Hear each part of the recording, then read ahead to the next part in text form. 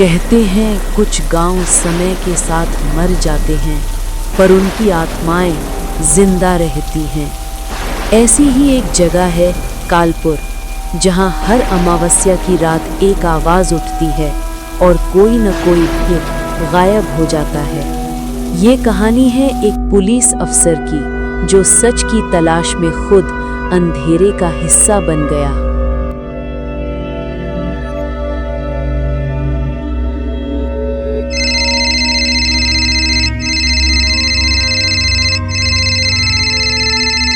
Sir, phone उठा लीजिए, कोई आदमी बहुत देर से फोन किए जा रहा है।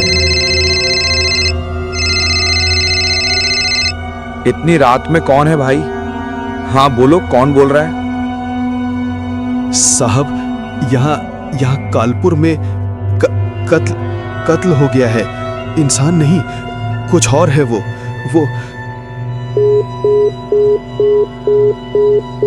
हेलो, कौन है वहां?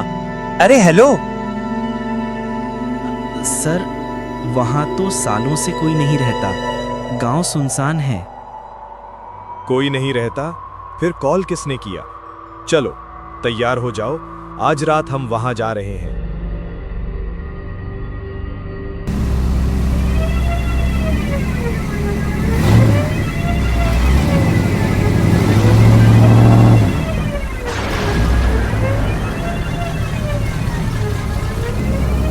सर, आप यकीन मानिए, इस रास्ते पर लोग कहते हैं यहाँ आत्माएं भटकती हैं। जो भी यहाँ गया कभी लौटकर नहीं आया। रमेश, भूत प्रेत की बातें छोड़ो। हर कत्ल के पीछे इंसान ही होता है, बस चेहरे अलग होते हैं। लेकिन आर्यन सिंह को क्या पता था, इस बार सामने इंसान नहीं कुछ और आने वाला है।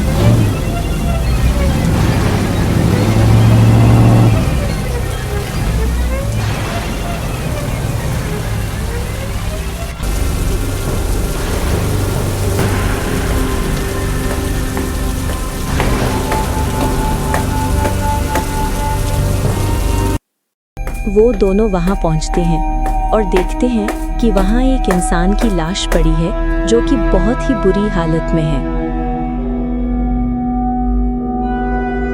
हे भगवान, ये किस तरह का कत्ल है? सिर धड़ से अलग, और ये क्या, पंजे जैसे निशान? सर, लगता है किसी जंगली जानवर ने मारा है, पर यहाँ जंगल तो मीलों दूर है। और ये हवेली की काफी पुरानी और बंजर सी लग रही है। यहाँ लगता है कोई रहता भी नहीं। ऐसा विधि के आसपास ही है, थोड़ा जंगली एरिया है। नहीं रमेश, ये इंसान और जानवर दोनों के बीच की कहानी लगती है। साहब, हमने लाश की जांच की है, पंजों के निशान इंसानी हथियारों से नहीं बने, और ये बाल ये किसी टाइगर के जैसे हैं, लेकिन डीएनए ह्यूमन का भी मिला है। क्या मतलब? कोई इंसान जो टाइगर जैसा है? शायद कोई शेप शिफ्टिंग कंडीशन, या फिर कुछ ऐसा जिसे विज्ञान नहीं समझा। आर्यन के भीतर अब सवाल बढ़ रहे थे, क्या ये कत्ल इंसान का था या किसी बाघ की आत्मा का?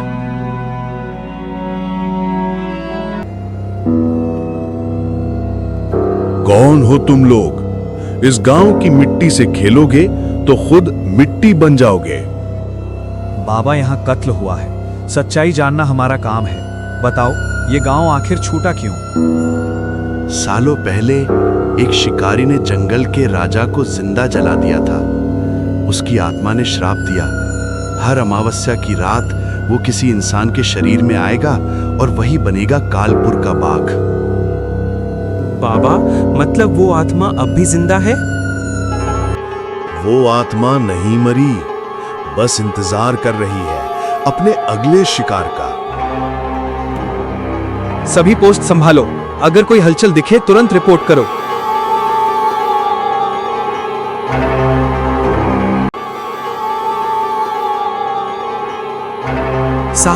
साहब, वो भाग रहा है झोपड़ी के पीछे से।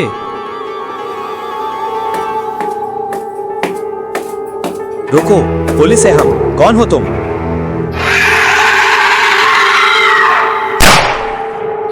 वो इंसान नहीं था, वो एक बाघ की आत्मा थी, जो इंसान की शक्ल में बस शिकार ढूंढती थी। तू जो भी है, आज तेरी कहानी खत्म होगी।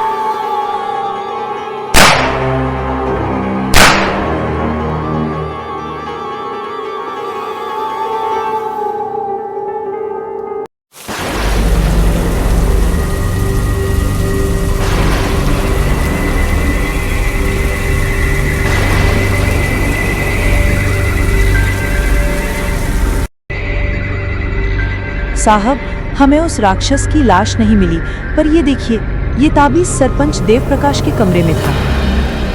मतलब वो बाघ आत्मा उसी के अंदर थी। वो अपने लालच में जंगल की आत्मा को कैद कर बैठा और अब खुद उसका हिस्सा बन गया। लालच ने इंसान को राक्षस बना दिया था और उस रात न्याय हुआ या बस एक और आत्मा कैद हो गई, ये कोई नहीं जानता। साहब, अब सब खत्म हो गया है ना? हाँ रमेश, पर याद रखो, कुछ कहानियों का अंत नहीं होता, बस नया अध्याय शुरू होता है। कहानी खत्म नहीं हुई, कालपुर अब भी जिंदा है और अगली अमावस्या फिर किसी का इंतजार कर रहा है। यह इस कहानी का पहला चैप्टर था।